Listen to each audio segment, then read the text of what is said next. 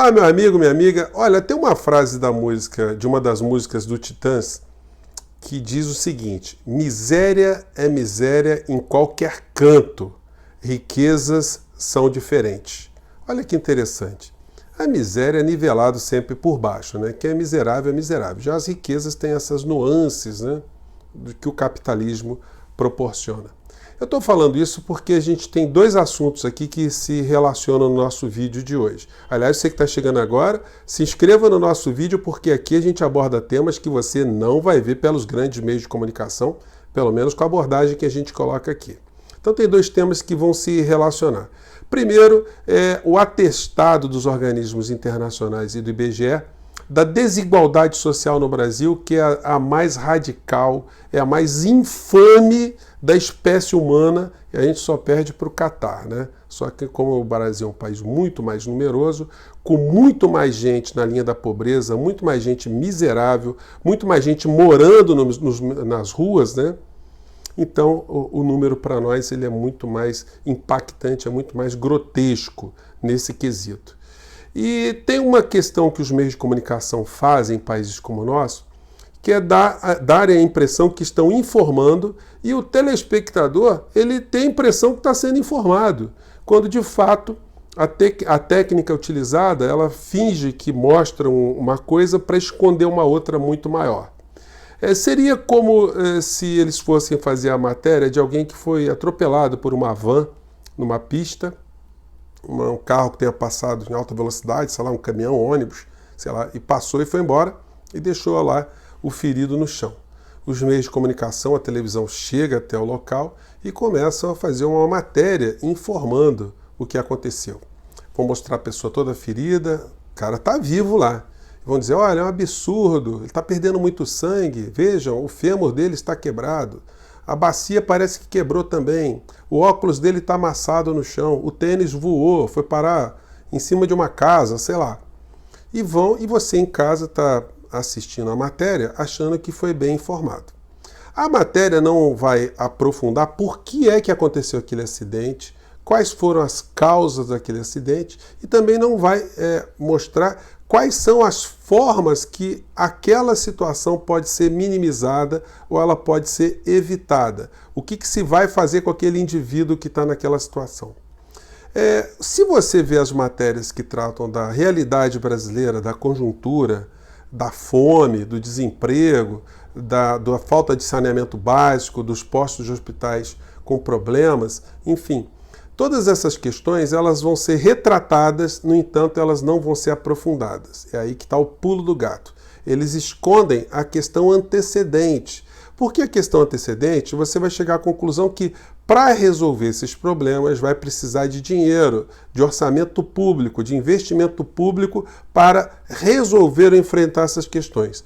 Só que se você for chegar a esse dado, você vai perceber que a grande parcela do dinheiro público, do orçamento público, é utilizado para pagar banqueiro internacional e banqueiro nacional, financistas internacionais e financistas nacionais, rentistas internos e rentistas externos. Ou seja, quem ganha muito dinheiro no Brasil quer que essa situação fique escondida. Você tem que ficar preocupado com a situação lá na ponta.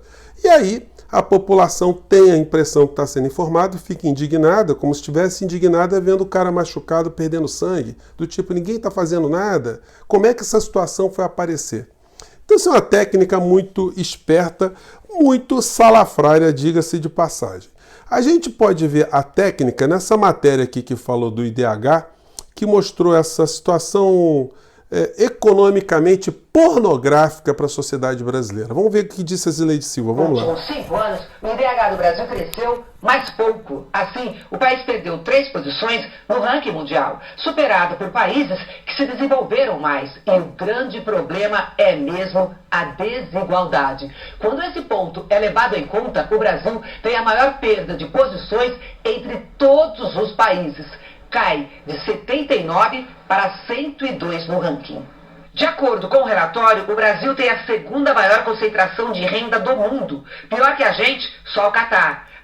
Bom, aí é o seguinte, se a Zileide fosse fazer uma matéria assim, bem crítica, ela teria que dizer o seguinte: olha, inclusive quem está no topo dessa pirâmide aqui no Brasil são os meus patrões, é a família Marinho, são os outros donos das outras televisões, dos grandes jornais, são os banqueiros da família Safra, a família Itaú, a família Bradesco, a família HSBC, enfim, os grandes rentistas, as pessoas que se locupletam dessa ciranda que acontece no Brasil há tantas décadas. Você sempre verá a mudança do nome das pessoas que estão no topo dessa pirâmide, mas o sobrenome será sempre o mesmo. As mesmas famílias que sempre se locupletaram continuam a se locupletar. A gente tem que fazer uma crítica aqui que é muito oportuna nesse momento ao que aconteceu nos últimos governos aqui no Brasil.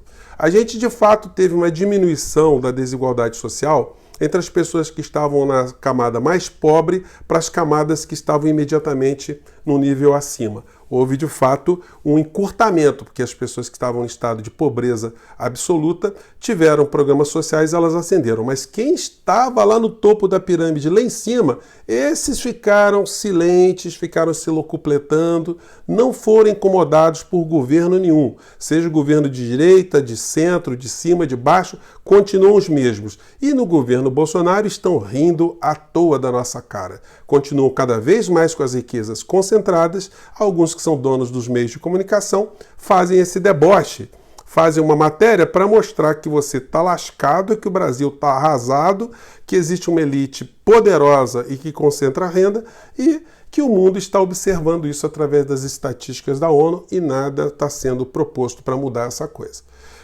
Saindo dessa situação, indo para a posse do presidente da Argentina, a gente percebe bem em que pé nós estamos. Enquanto no Brasil nós temos um testa de ferro do Fundo Monetário Internacional e das agências rentistas internacionais na pasta da economia governando o Brasil, esse sujeito é o Paulo Guedes, lá na Argentina nós temos agora um giro de 180 graus, um cavalinho de pau, porque Alberto Fernandes toma posse lá, fazendo um discurso visceralmente oposto ao do presidente brasileiro. Enquanto o presidente brasileiro, orientado por pessoas lunáticas, fica falando palavras e situações abstratas, que vai combater comunismo, a corrupção, e que tem a ideologia de gênero, politicamente correto, e até agora não apresentou absolutamente nada de concreto para tirar milhões de brasileiros da condição de miséria, desigualdade e de pobreza e de desemprego, lá na Argentina nós estamos tendo agora um presidente que aponta como um farol para a América Latina inteira, já que ele mostra que vai adotar uma pauta econômica que é totalmente contrária às pautas indicadas pelo Fundo Monetário Internacional. Alberto Fernandes fez um discurso muito interessante, ele tem situações muito que são simbólicas, né? Por exemplo, ele foi para tomar posse dirigindo o próprio carro. Foi uma coisa muito interessante. Passando com o carro do meio da multidão, né? Eu acho que foi um negócio louco, né? Porque foi uma distância grande da casa dele até a Casa Rosada. Ele se expôs aí a um risco muito grande, né? No entanto, ele está mostrando que ao que ele está vindo. Ele colocou no discurso dele que quem vai ser privilegiado instantaneamente, imediatamente, com muita força, são justamente as pessoas que estão no final da fila. Ele usou essa expressão. As pessoas estão mais precisadas, precisam ser atendidas instantaneamente e paulatinamente até chegar ao topo da pirâmide. Ele falou também que não vai pagar a dívida da Argentina com a fome do povo argentino. Falou que tem que salvar as crianças da Argentina que estão na miséria. Cada 2 crianças argentinas, uma está na miséria. Erradicar o analfabetismo, fortalecer a agricultura familiar, fortalecer a indústria argentina, recuperar os postos de emprego na Argentina, os direitos sociais na Argentina. E ele disse uma coisa muito interessante, que isso que ele estava dizendo na posse não são apenas discursos abstratos e programáticos. Ele disse, se eu me afastar disso que eu estou prometendo para vocês, vocês têm que ir para as ruas em massa para me lembrar que eu estou me afastando dessa promessa que eu estou fazendo para vocês. E com um fato muito simbólico e para a gente muito significativo, na minha opinião, foi o reconhecimento que ele prestou a Cristina Kirchner, né? Eu vou colocar esse pedacinho aqui para vocês, para comentar na sequência. Vamos lá. De nossas pessoas vivendo em comunidade.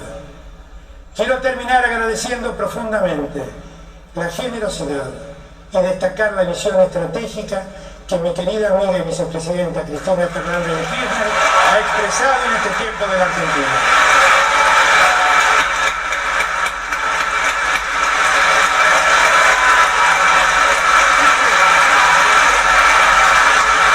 Gente, é o seguinte, a Cristina Kirchner, ela deu o nó, porque ela era muito combatida pelos grandes meios de comunicação da Argentina, os grupos com que ela se conflitou bastante, e ela, sabendo disso, que teria uma rejeição que poderia funcionar como um desempate desfavorável a ela, dando a vitória a Macri, ela fez essa aliança com o Macri não, com Alberto Fernandes. Muita gente achava que ele seria uma pessoa mais moderada, de centro conservadora, mas o discurso dele está um discurso muito mais à esquerda do que a vã filosofia poderia imaginar.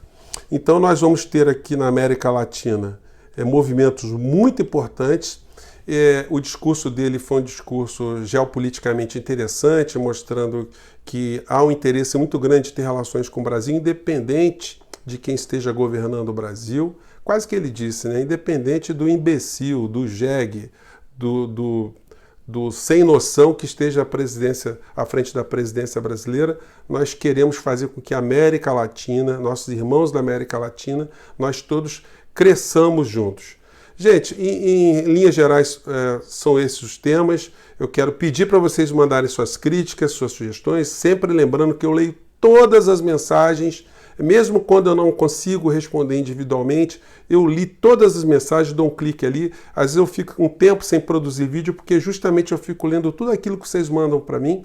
E eu fico muito grato. São livros que vocês indicam, vídeos, filmes, frases, autores. Tudo isso vai fazendo com que a gente constitua aqui do nosso espaço um ambiente que reúne algum tipo de conhecimento para a gente cada vez mais democratizar a informação num país que tem tanta coisa por fazer, tem tanta gente maluca no poder, tem tanta gente alucinada e que precisa que a gente as enfrente no campo da democracia, no campo da inteligência, no campo da ciência e da sabedoria de uma maneira geral, né? Eu fico por aqui, gente. Obrigado mais uma vez. Até o próximo vídeo. Tchau.